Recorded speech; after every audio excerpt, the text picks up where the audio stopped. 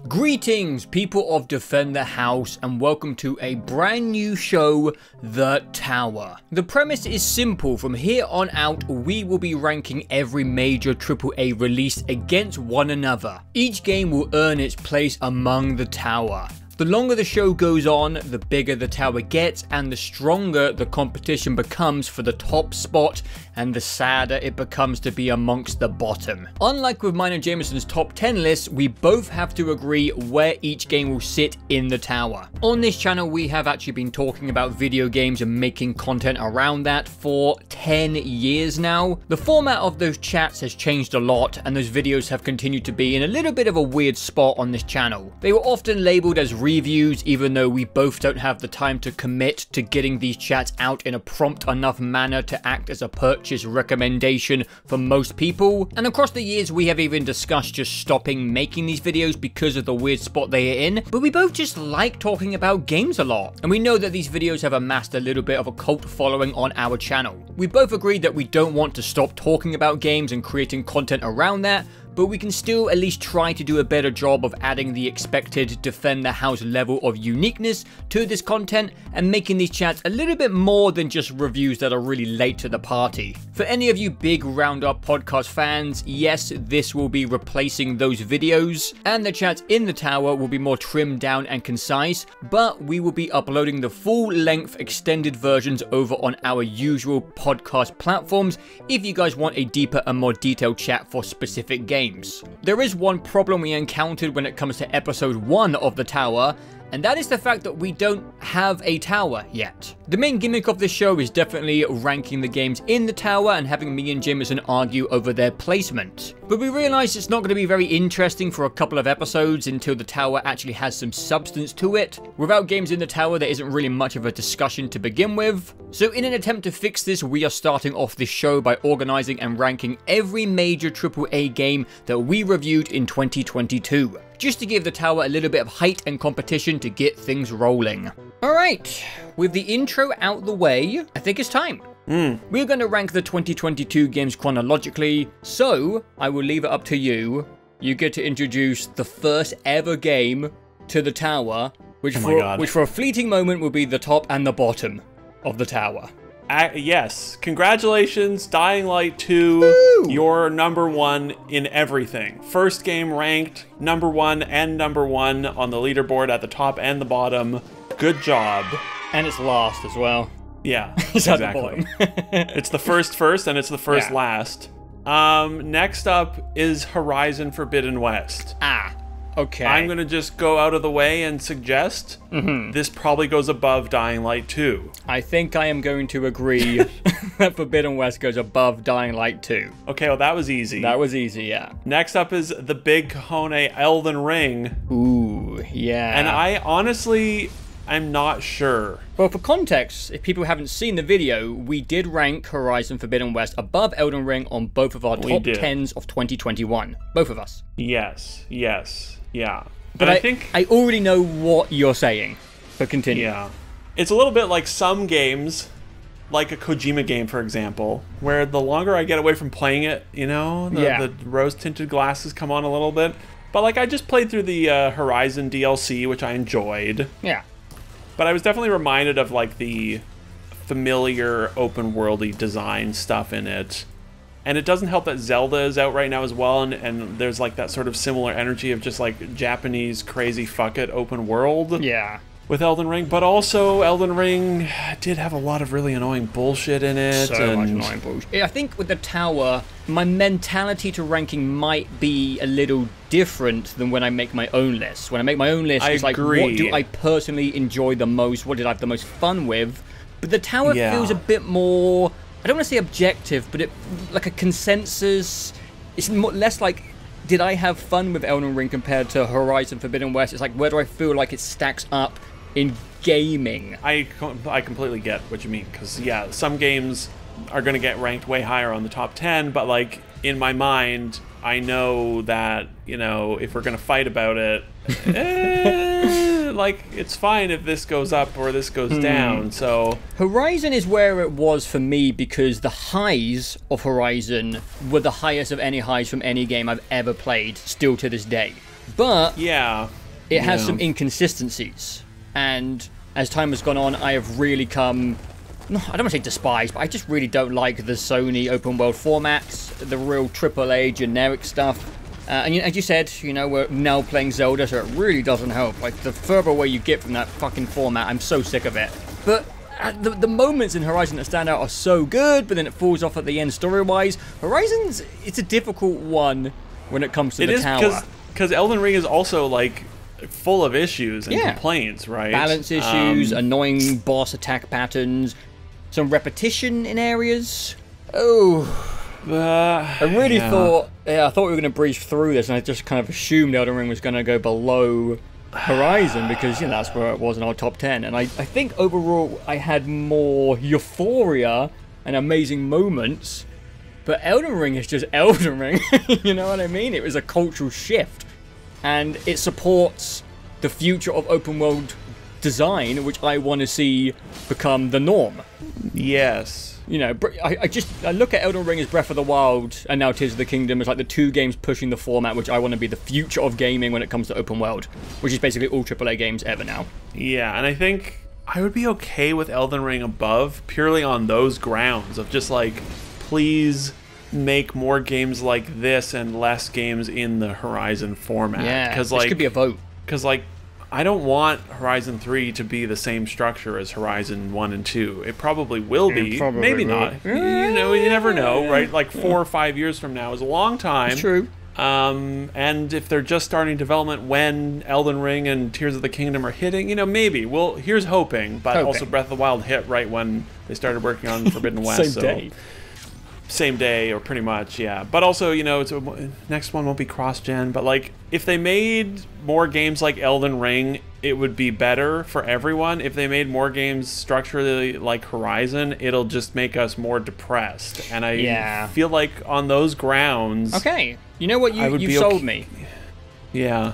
I was selling myself there as well. Yeah, the tower is different from our list, I think, in its like mentality. Like, I had a better time with Horizon than Elden Ring. Me too. But also, a lot of it was sort of very samey throughout, and Elden Ring definitely has more interesting sort of peaks and valleys, I would say. Yeah, and I acknowledge that the reason I had problems with Elden Ring is just like weird brain stuff. Some people get annoyed by things that other people don't get annoyed by, which is evident by a lot of people enjoying Elden Ring more than I did, even though I obviously still had a great time with Elden Ring. So yeah, I think this is a pivotal moment where I think I agree that maybe with a tower, we change our approach to ranking compared to just like, how much fun did I have personally playing this game? Maybe it's just like, how much we respect the game overall. Yeah. I don't know. We'll do it on like a game-by-game basis, but I like your argument. I think I am going to agree that Elden Ring goes above Forbidden West. Yeah, I'm okay with that. I think it's happened. Yeah. Okay. A twist already. Yeah. I like it. So that's the first. That was all three of those games: Elden Ring, Horizon, Dying Light 2. That was 3 weeks. They were back to back to back, which was crazy. Crazy week. Next up, it was a bit of a gap from the end of February to the middle of November. Yeah. God of War Ragnarok. Ooh. I'm kind of interested on just like a check-in. Because last time we talked about Ragnarok, you were very down on it, and I talked to you about how... I still am. Okay. I mean, I haven't played it yet. Like, I haven't touched it since. I mean, the top 3... Like, the list right now is Elden Ring, Horizon, Dying Light 2. Yeah. It's not going above Horizon. It's not going below Dying Light 2, right? No, yeah. I really liked Ragnarok, but you're right, there isn't much of a chat here. Yeah, there's not much. But I feel sort of similarly about Ragnarok as I do with Horizon in terms of like the structure of just like, I don't want to play a game in this structure anymore. And we might talk about it again in the future of just like, I don't even really want to like revisit the first game because just like the structure, I'm over it. Yeah, I know what you're saying. I don't think I have any more to add. I liked it more than you, but definitely not enough to argue it goes above Forbidden West. No way. Yeah, I still look forward to replaying it and just sort of bombing through the story, New Game Plus, you know, trying to click with the combat more and all that. Again, the tower's going to reevaluate. Yeah, the tower's going to get more interesting as it goes along, the more games. And I look forward to this little buffer area where Ragnarok goes against something with a bit more fight. Because right now it doesn't really have much to go against in this little gap. No, definitely not. The Callisto Protocol.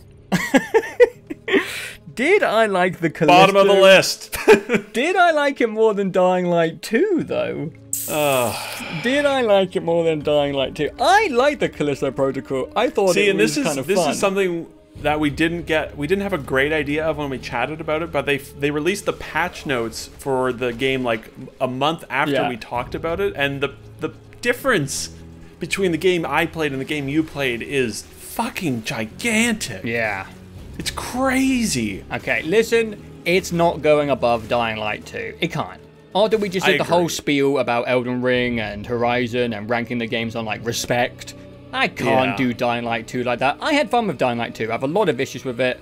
It maybe bit off more than it can chew, but I still had a good time with Dying Light 2. I did have a goofy, almost like ironic sense of fun with Callisto Protocol, but I don't really respect the game. No. It can go at the bottom of the tower. Yeah, Dying Light 2 was...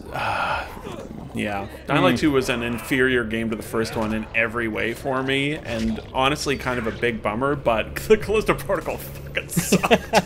Fair. But I do agree, I did sort of enjoy, like, hate playing it and laughing at it. It was very goofy. But it was like a bit of an embarrassment. Yeah. And then, especially after playing now Dead Space. Right. In like a month after, it's just like, oh my god, Dead Space is so fucking good compared to the Callisto Protocol. Too bad we didn't chat about that, but anyways, the Callisto Protocol might be at the bottom for a little while. We'll see. Alright, now that the tower has a little bit of substance to it, it is time to get into the new releases. Before we rank these games, it's obviously best that we first discuss what we thought about them. First up is Resident Evil 4.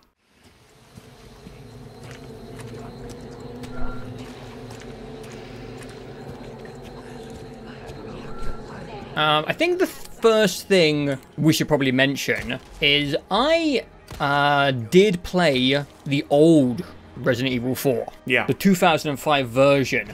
And I played it actually not too long ago. And I still had a really good time. And yeah, I played on PC, so obviously the shooting felt great. And I'm not too bothered about like 2 generation ago graphics. So yeah, I just had a really good time with Resident Evil 4. It was a very strange, very goofy game. But yeah, I don't believe you ever played Resident Evil 4, the old version. Correct, yeah. I tried it at some point for about 5 minutes. And it was like, the tank controls? I cannot play this video game. I will not play this with tank controls. Yeah. And honestly, if there were a lot of enemies in the original game, I can't imagine the amount of combat that's in the remake in the original with the original's controls. I believe there's more enemies. Crazy in the new one. Yeah. Yeah, that would make sense. Because this game is like, for me, how I played it, which I should also specify was on normal, which may be a mistake. We'll see. We'll talk about it. But normal mouse and keyboard. This is just like a pure action game. Yeah, it's definitely closer to action than the previous Resident Evils. Yeah. For me, like it's like 10 times more action. Than the prior games, and I was a little surprised by that aspect of it. Yeah, I will say, I played it on hardcore, and it still wasn't very hard. Okay. But it did at least feel like survival horror, right. I will say. It was pretty challenging. You had to try. And I ran out of ammo a few times. But I still wouldn't say it felt extremely difficult. It just felt suitable for a survival horror game. But you're still definitely right overall, where it's just more actiony than spooky. Yes, extremely action. Pretty much nothing in this game I found scary at all.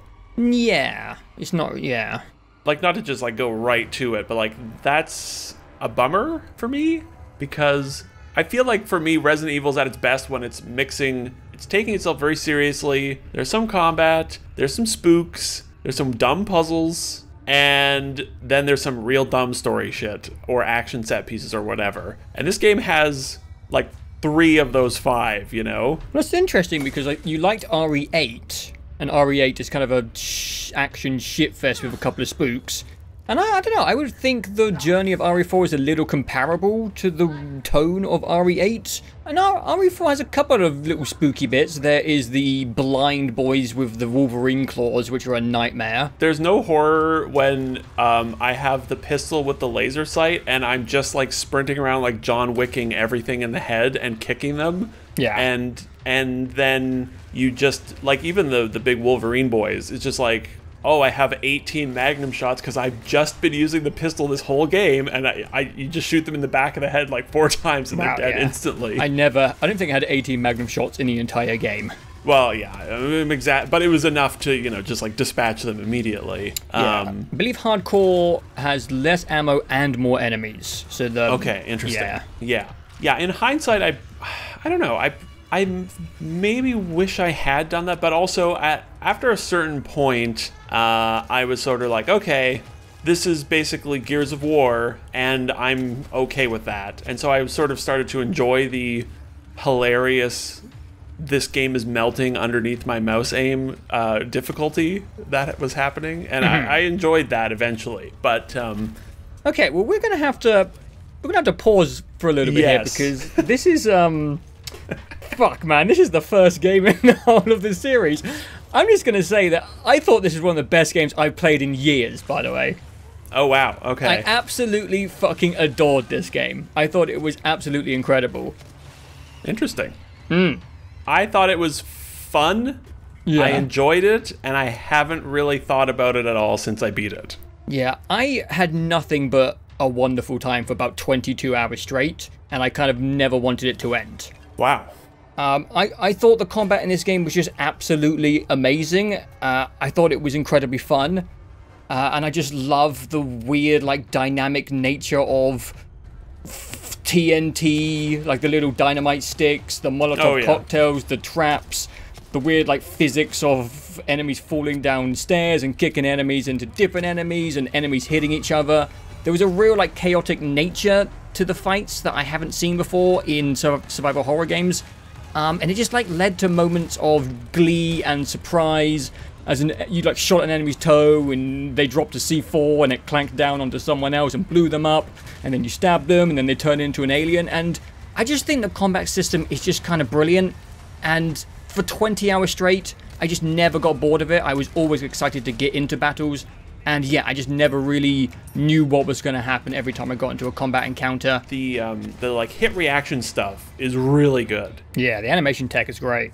The way you can interrupt, you know, by shooting their feet, shooting their hands, the stumbling around, the physics, that stuff is all delightful. I definitely started to do that more in the back half of the game. Once I got like to the castle onwards, I had a very, very good time with and thought it was great. And at like the midpoint of the game, I just said like, okay, I have to do something to have more, to make the combat more interesting, because up until the midpoint, like an hour into the castle, let's say 2 hours into the castle section, I was just running around headshotting everything, and the game cannot handle you doing that. You just destroy everything, and there's it's just like, you know, I have decent mouse aim, and you get the Punisher with the red dot laser sight, which makes it a sniper, and you just headshot every single enemy and run up and kick them. And then I fully upgraded the knife so that, including the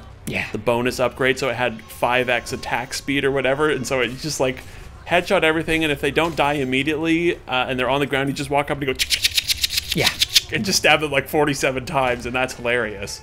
So at about the halfway point, I'm like, okay, I need to stop doing this, otherwise I'm just gonna be like, I'm gonna have no fun with the combat. And that's when I started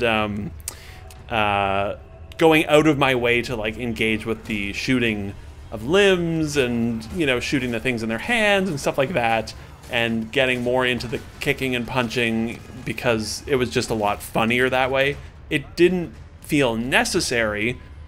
It was me forcing myself to do that caused me to do that. But it really, honestly, it kind of sounds like you played a different game. I'm actually like shocked. It sounds like you played on easy, honestly. I checked more than once if I was on easy, because I was like, this is, am I on the right like I pretty much always play everything on normal the first time through, and I do sort of wish I had switched it, because there were I did, and you can't change change difficulty mid playthrough, unfortunately. Oh shit! Oh god. So I checked, unless I missed how to do that, but not that I didn't seem like it. Just before I forget, the last thing on the combat that I was going to say is that I thought the combat was fun and enjoyable, but it felt like it was just missing a little something in terms of like the raw like movement. I think the one thing I felt like it needed was like a way to sort of like dash back or roll away from something, you know? Yeah, but you can't go that far. You've gone from tank controls to wanting to dive roll away, you know? That's like a fundamental part of the game. But I think that like the whole game feels like it's missing that, because it feels so much like a silly like Gears of War action game to me, playing on normal. That's what it felt like it was missing, because it was like you're 90% of the way to just being one of those games. Throw this in and we're gonna have a great time, because that was just, and that's I think the like sort of disconnect I have a little bit with RE4 of like, it's still trying to do some RE stuff, but it's like, why bother? You've gone so far from what RE normally feels like to me that might as well just put a dodge roll, like a full roll, dive roll in. And then the game would feel even better and even more like a dumb action game. Yeah, but it's not trying to be a full dumb action game. I think it 100% felt like it was trying to be one I'm not of those going to games. agree on the dodge roll thing. I think that would be way too far. I think the game kind of felt shitty at times in a way that was like, I need a roll to make these combat encounters feel better. Because spatial management is like a part of survival horror games. Yeah.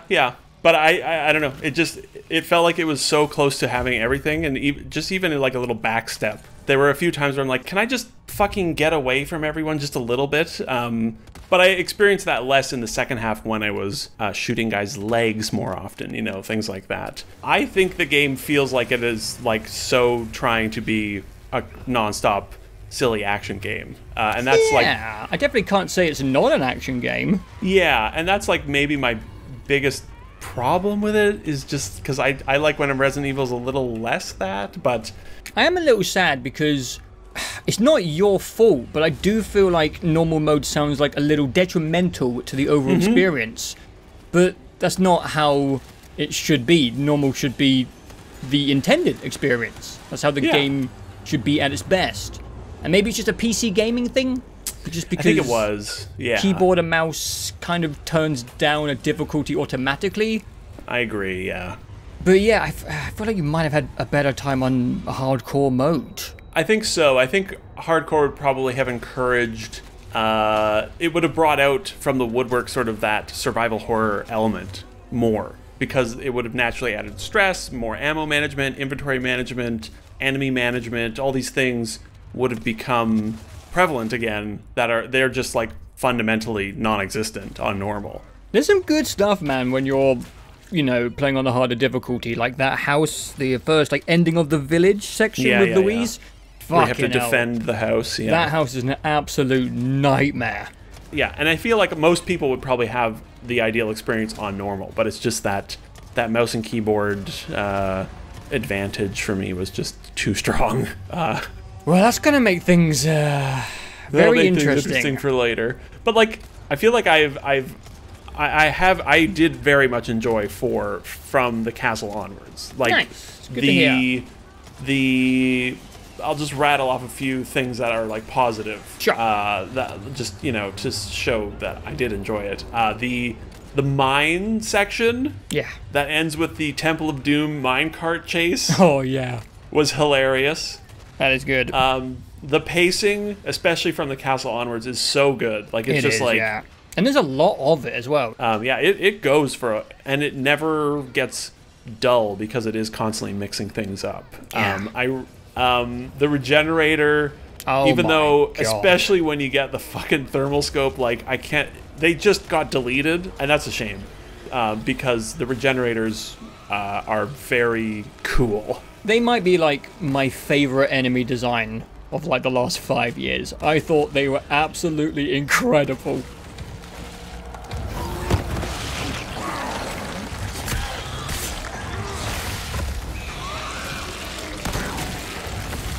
I will say, it's also a little bit of a shame that you hadn't played the original.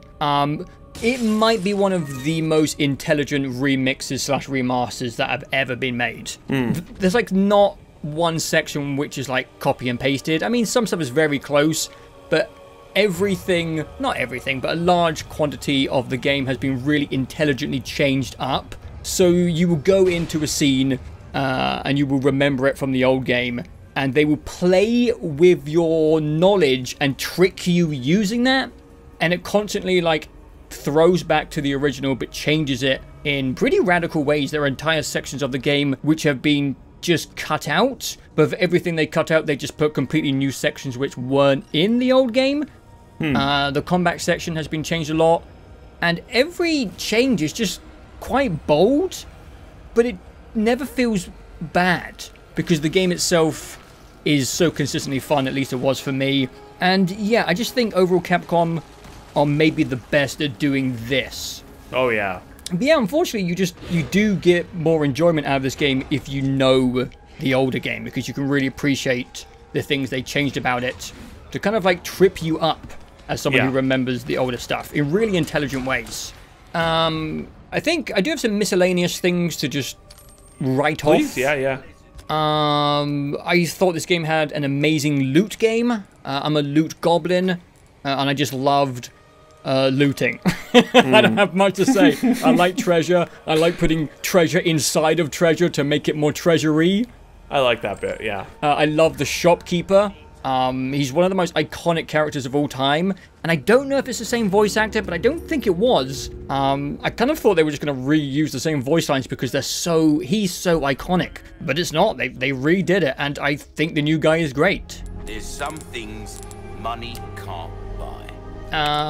I do have a couple of like little complaints. The shooting gallery stuff was really cute once. Yeah. There was too many of them. We go through this with like every open world game. If you make the optional content like rewarding and fun, when you get the reward, I mean like the little gacha, you know, prize machine. I'm playing on hardcore. Some of these buffs were really good. I got one charm which doubled green herbs healing. It was an epic charm. Oh wow. That's really significant.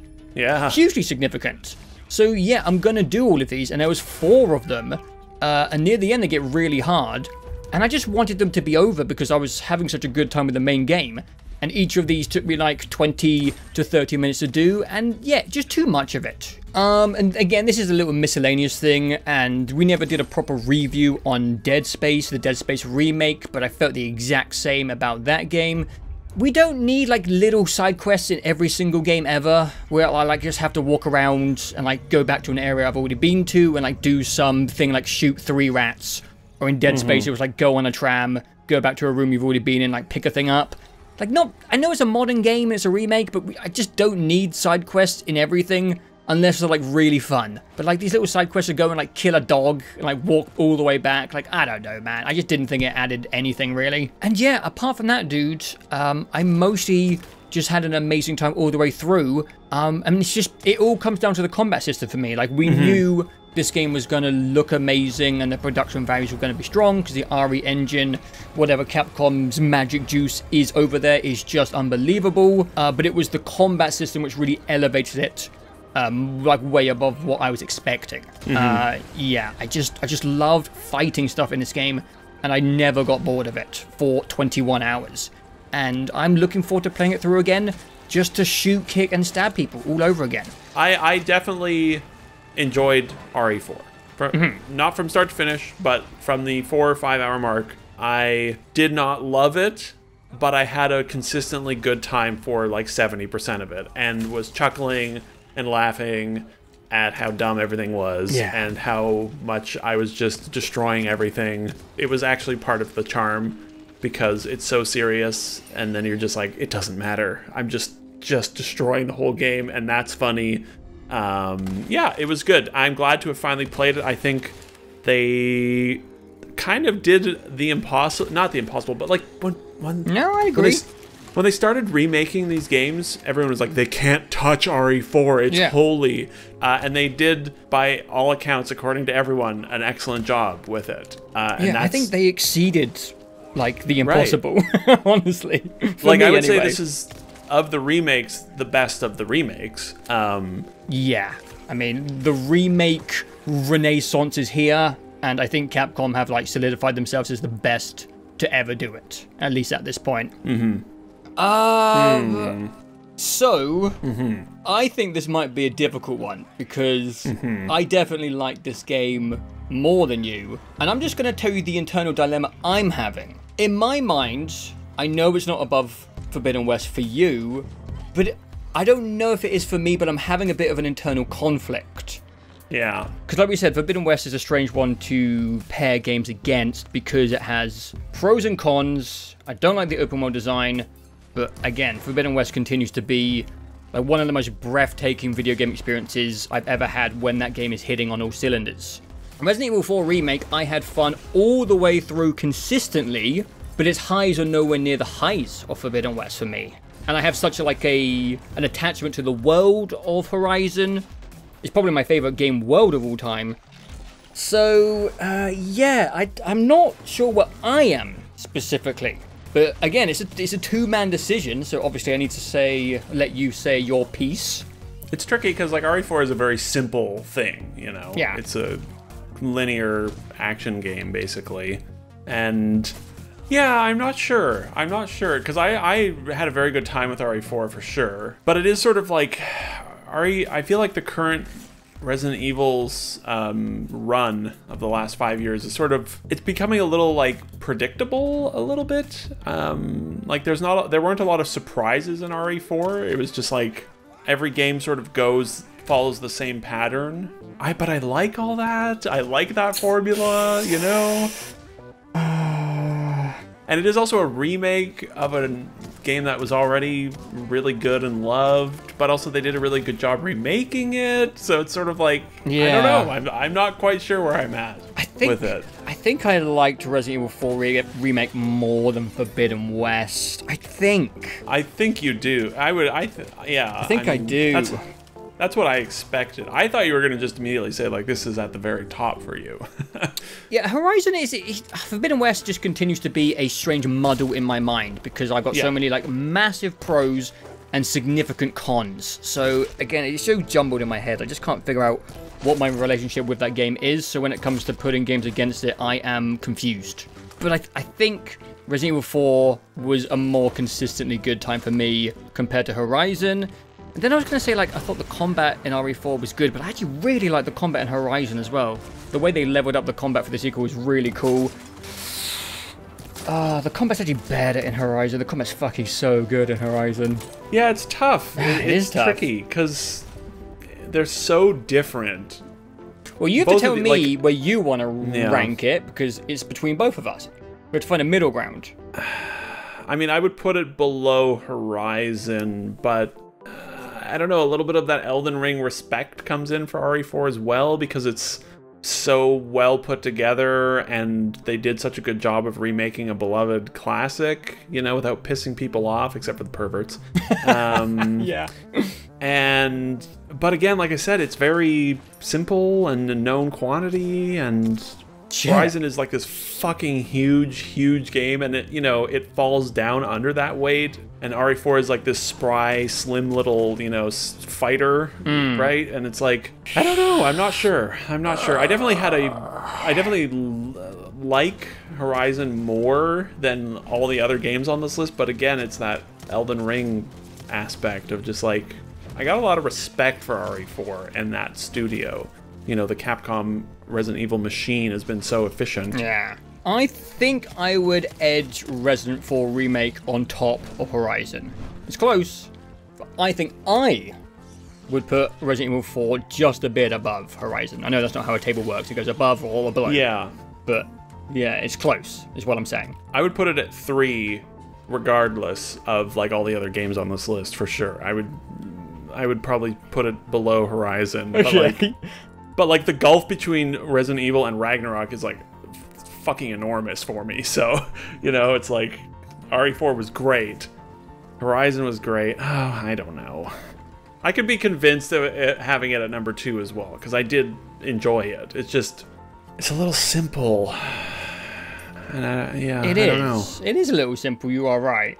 But, like, simple is good because it can stay focused, right? Yeah, you are a fan of linear action games. And it has like a little bit of openness, a little bit. That might be pushing it. Yeah, just a little, yeah.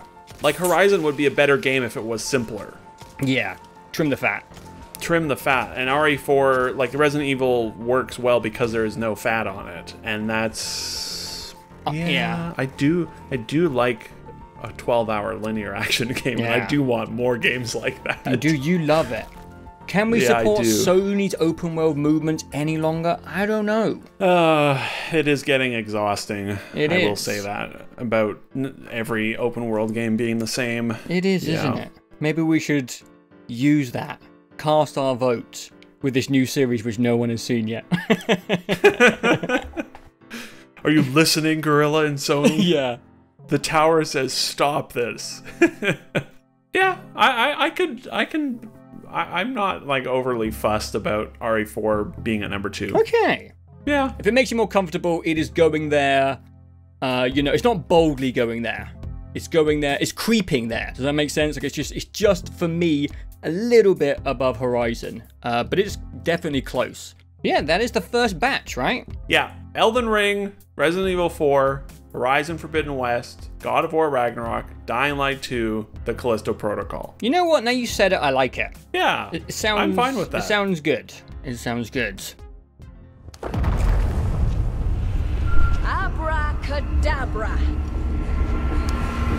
Come to the party, lads. Alright, moving on to our second game, which we're going to talk about in a bit more depth before it gets ranked on the table, is Dead Island 2. And I almost said Dying Light 2, and I'm probably going to say Dying Light 2 at least one time while doing this recording here. I want to start off. Yeah. Should we talk about the development history? It's obviously not an integral part of our review, but it did play into my amazement that the game came out at all. Yes. Yeah, I think the development history has a part to play in how you react to a game, I would say, for me at least. So yeah, Dead Island 2 was announced at Gamescom 2014. So that's like August 2014. So almost 9 years ago it was announced. Yeah, just a little 9 years. Which is wild. Yeah. And then it shifted developers 3 times. Mm-hmm. That plays a part, I think, because when you announce a game and don't ship it for 3 years, every year that passes, you're like, there's no way this game is going to... Right, yeah. If it comes out, it's going to be terrible. And Dead Island 2 came out, and it's like, not to just like jump right to it, but it's like completely competent. Yeah. It's like kind of shocking. It is shocking, yeah. How like overall respectable like everything about Dead Island 2 is. Yeah. I kind of think Dead Island 2 is pretty good.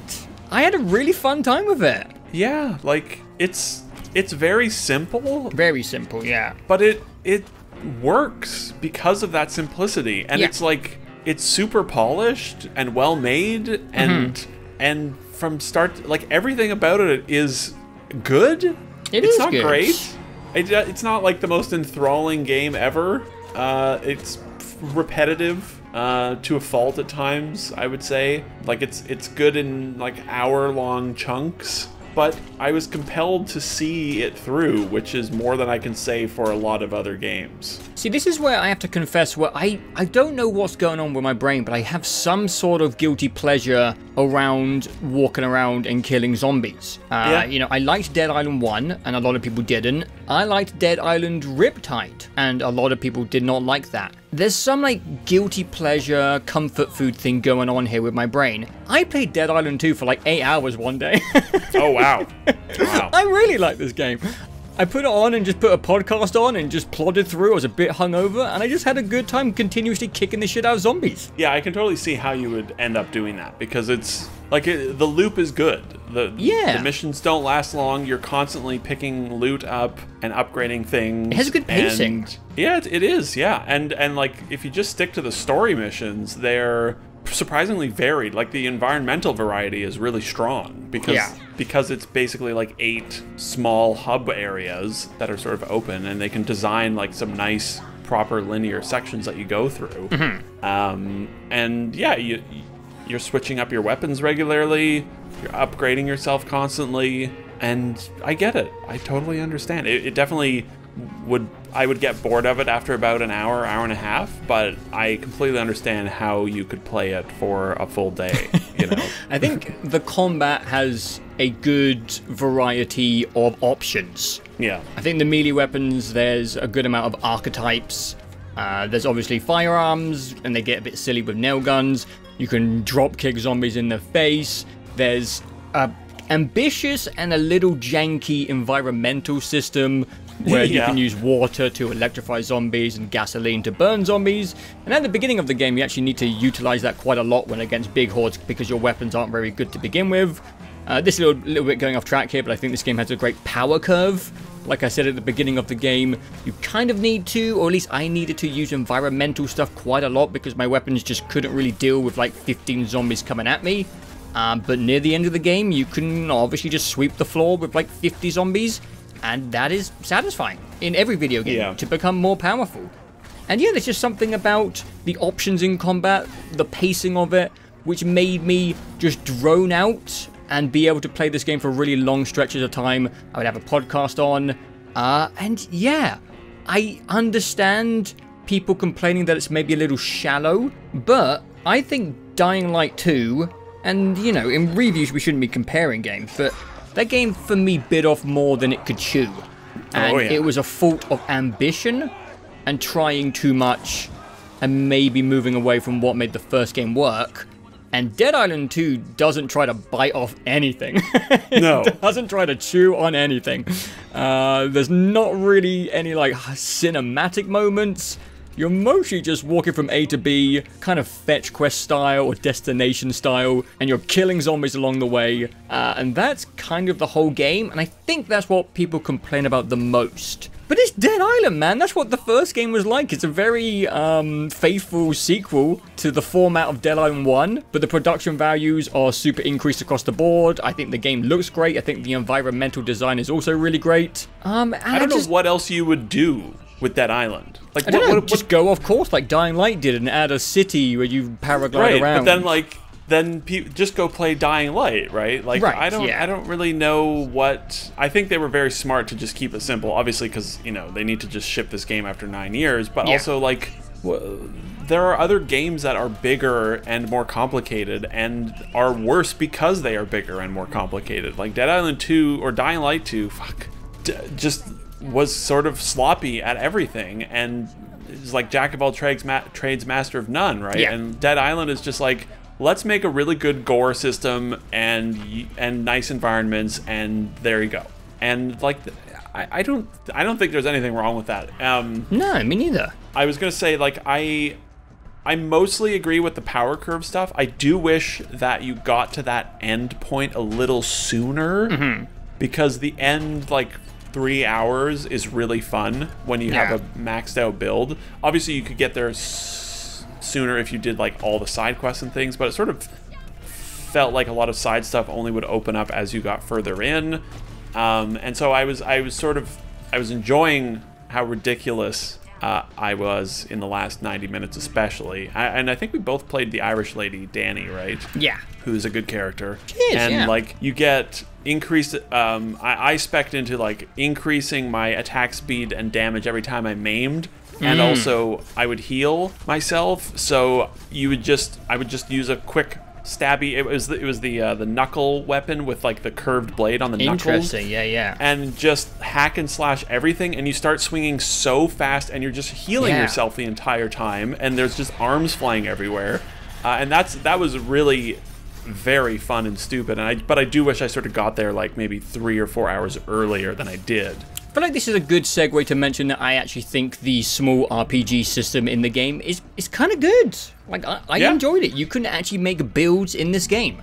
I just wanted to interrupt and explain what I did, because I had a similar thing where when I maimed a zombie, I healed, but I fully spec'd into Fury, which is like the big ult rage mode, and I had a card where I could activate Fury when the bar wasn't full, so you could activate it at any time.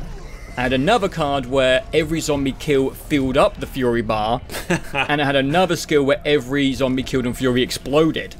Oh, so yeah, I got I that could one. activate Fury at any time, and as long as there were zombies, the bar would be more filled than when I started, and I could just be in Fury forever. And it just felt like I great. broke the game. Yeah. And I just like it when games allow that. I mean, It kind Totally. of like reminds me of when we broke Cyberpunk, but that felt more like balance mistakes and issues than the game being like, here's a system, if you want to make a build which kind of breaks the entire game, do it, because the point is that you become really good at killing zombies. That's the whole game. Yeah. And there's, what, 4 or 5 characters? And I would imagine you can get a fair number of different builds going with each character. Yeah. And so, yeah, I feel like you can probably have a ton of different options on how you play through the game, which is cool. I have a note here that sticks out more as I look at it, and it's like, the game is a great Xbox 360 game, and I Yes. wrote down especially, Yeah. I realized what it was this morning that it really reminded me of, Bulletstorm. Right, Bulletstorm right. was, a linear shooter that was like super simple across the board, but it benefited from good art and a fun, goofy combat system, and that's like exactly what this game is. It really feels like a throwback in a way that's refreshing, though, because like Dying Light 2 and other things like that, they're just, I don't want to play these games for like 50 or 100 hours. Right, yeah. Like killing zombies is fine. But it's not the most exciting, because they're zombies. All they're ever going to do is shamble towards you. And so it just sort of wears thin as it goes on, and it just distilling it down into a simple thing, it works. Like, I'm fine with it. Yeah, I agree. I think we more and more want things that are more focused, because when you focus on things, it lets you make a better game. Like Dead Island 2 is shockingly well made. I think so. Maybe, I think it looks really good as well. I was kind of shocked. yeah, it looks excellent. Like a really nice, bright, colorful art style. They do a very good job with the setting. They have fun with the setting of LA. Yeah, they do. And you eventually go into Hollywood and things like that. Like they not just visually they have fun with it, but they have fun with the tone. Yeah. I didn't watch a lot of the cutscenes after the first few hours, but like the writing is surprisingly funny, and the tone is like, at least with the character I was playing, there's a lot of like, oh, these fucking celebrities and all Yeah. these shitheads in Hollywood, and like it works though, I and think it's it a works, fun, yeah. yeah, and it's like, it should be irreverent, because like, who gives a shit? It's zombies. Like, stop taking them so seriously. Let's just have a little dumb fun with it. Hello? I'm so Cobra this time, officer. Promise. And I also do like the sort of environmental stuff. It's again, everything in this game is simple, but Like the electricity, fire the stuff. electricity, the fire, the acid, Oh, the the water. acid, yeah. Those are simple things, but they add an element of chaos to Yeah, the you can like scenarios. shoot a pipe and water will come out, and then you can chuck like an electric throwing star, and it would kill like 6 zombies. It's cool. I do wish there were like a few more puzzles that used them, because there were a few times where you had to like complete an electrical circuit or something. Right, yeah. That's fun, but for the most part, they're just sort of there. Yeah. One thing that really did get on my nerves with the story missions is how every single time you walk up to a door, it's locked. And then you have to go find the fucking key, and then you have to go and open the door, and it's just a little bit of like, It's kind of the whole game. There's run around to a waypoint. it is the whole game, but it's just sort of like when you are doing the exact same thing every time, it just sort of it's like, oh, Yeah. it's a locked door, I can't believe it. There was a few like quest structures that I was not a fan of. One of them is like look around in the environment for a thing. Those are just like, this game like really moves, which is a compliment. And when you're just like stuck in a room and you're like, I can't find like one thing I'm just supposed to be looking And for. it's like hidden under a desk somewhere. Yeah, it's like a button. I know exactly the one you're talking about, by the way. Yeah, That in the fucking button last took me room. 10 minutes to find. Yeah, and like so many games do that, and I hate it, because so many Yeah. games do this where they're like, follow the waypoint, follow the waypoint. It's like Call of Duty with a giant follow arrow over everything, and then every like 5 hours they're just like, find the thing in this huge area, and it's like, but you haven't trained me to like look for these things. You're just basically delaying the end of the game, right? By just padding me. I'm just going to walk around and stick my nose in a corner until I find the thing. Just put an objective indicator on it. Like, I don't fucking care. If it, like, some games, I want to look around, you know? Yeah. If it's an immersive sim, yes, let me poke around. Let me find some. But in the dumb action game, just put the thing on the screen. I don't want to use my brain at all.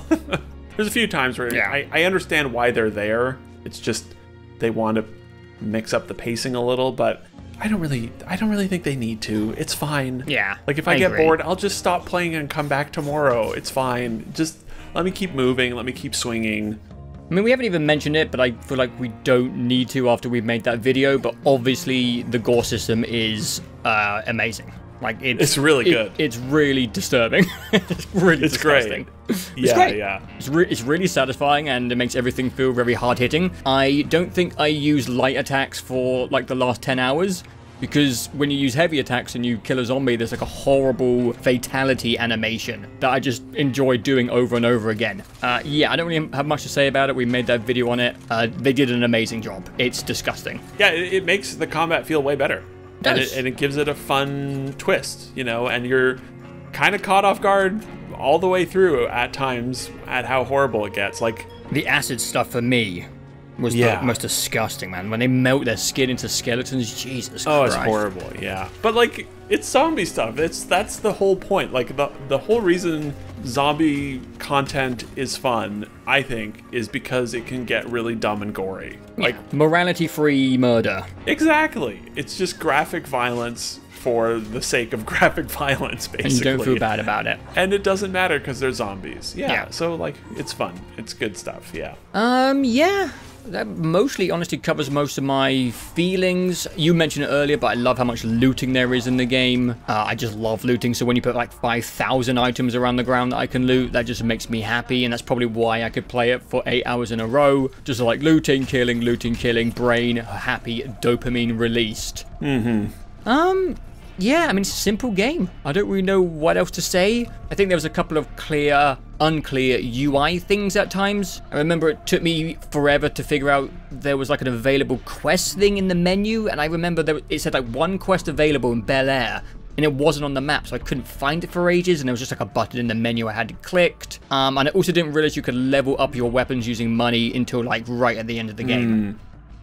Maybe I don't really care because it made like a revolving door situation with the weapons I was using, but there's like a couple of nice weapons I just threw away because I out-leveled them. I didn't realize I could pay money to level them up because it's just like one little button in the UI. But yeah, for me, dude, that pretty much covers it. I just ran around killing zombies and I had fun all the way through. I don't know what else to say. Yeah, I don't really have anything else either. I was, like I said, from start to finish, sort of just I respect Dead Island 2. It's just they kept it simple and they shipped a really polished, like, that's I do want to say, like, we've had a lot of shitty releases this year already. Yeah. Like messy, like Dead Island 2, for a game that went through such a messy development, polished, like, complete. I had nothing. I encountered no bugs, no crashes, nothing. PC port ran like perfectly. Again, it's not trying for much visually, but it's a good, clean, simple, bright art style, and the PC port was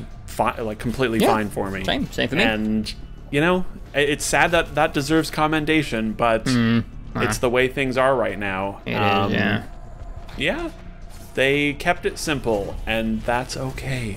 That's fine. Sometimes. Sometimes it's better. Totally. Yeah, I think that's it. I think it is time to put it in the tower. The current list: Elden Ring, Resident Evil 4, Horizon, God of War, Dying Light 2, Callisto Protocol. Oh, well, for me, the place is pretty obvious. Yeah, where? What are you thinking? Below Ragnarok is what I would put. And above Dying Light 2? Yeah, definitely above Dying Light 2 for me, which is... That's a real plot twist, by the way. Oh, yeah. That's exactly where I was thinking as well. Above, like, it's not going to go above Ragnarok, but I thought for a second. I really thought No. Okay. Yeah, it's a shame that it's above Dying Light 2, but, like, yeah, Dying Light 2 was, you know, a bummer. I had fun with Dying Light 2, but it just doesn't come together for me. No.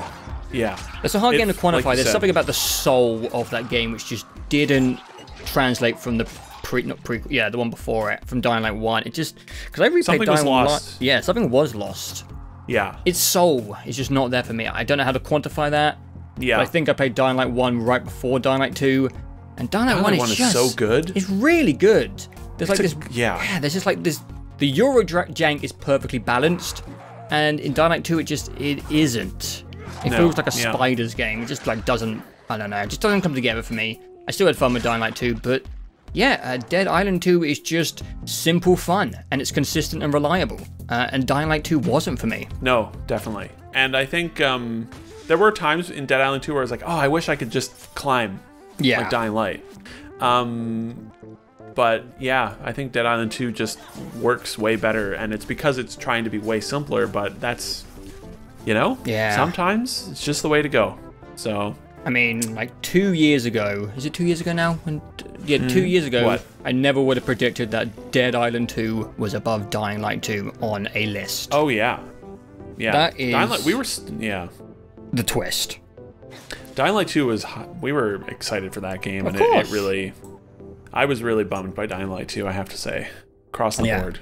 Yeah. Yeah, people should stop being so harsh to Dead Island 2. It's a miracle it came out in the first place, and it's just fun. Totally. It's shameless fun. I like that game a lot. But yeah, there you go. That is the end of episode 1 of The Tower. 7 games on the tower. 7 games. Yeah, and I think we have an idea of what we're going to do for the next episode. Another 2 games for the next one. I think we'll see. We might throw a third one in there, but it sounds like it's probably going to be 2 games. Yeah, so I think the format of the show will take a couple episodes to come together. Obviously, we're going to be ranking all the major AAA games that come out in, release chronological order. That's kind of like the main theme. But I think there's room for this tower to be, fluid in what we want to put up there. We could do Patreon requests, we could do legacy titles, we can just make up the rules as we go along, because the more things that get added to the tower, I just think the better the show's going to get, honestly. Yeah, the stiffer the competition, it's for the better, for sure. Yeah. Yeah. All right. I think that's that then. Well, apart from that, guys, thanks for watching all the way to the end. Let us know what you think of this new format down below. And apart from that, we will see you next time.